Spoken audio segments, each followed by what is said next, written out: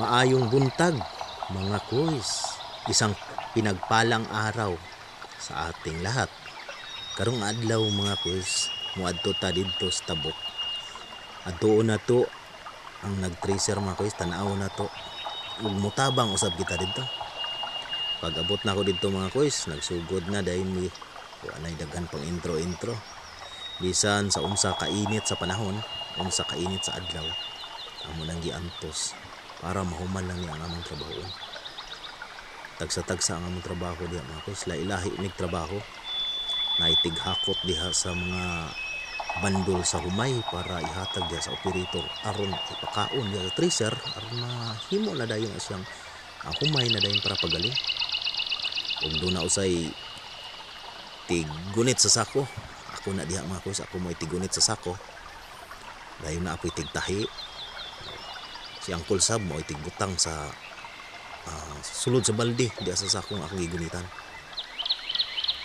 Diha mga kuys, murag gamay lang jud na ang amo ang tresironon. Hapit na may mahuman. Kaya amo lang ipaspasan kay medyo dagom na ang daplin nga bahin. Murag gamay ng sipyat niya niya. Maula na gid na mga kuys. Mauday ni mga kuys nagyanon sa kuan kining tipasi. Pag mapuno na wao na ni Uncle diha. Ihag ng punon og maayo. Dayon ibutang diha sa sakong akong gigunitan. 5 ka balde na mga kuys, pag napuno na tahion na diha ni kuya. Kinahanglan sakto kay pagkatahi, ating ninduta kay pagkatahi na ni kuya diha. Ligon kay na pagkatahi di gyud na matastas kun dili natastason ang kutsilyo. Kay ikarga mo guna sa kabayo. Pag abot na sa kabayo diha mga kuys, kinahanglan upat mi kabuk diha magkarga para balanse na diha. Nya kining kabayo alisod ba kay mamaak ro po ni, musaybit og gamay sa kilid.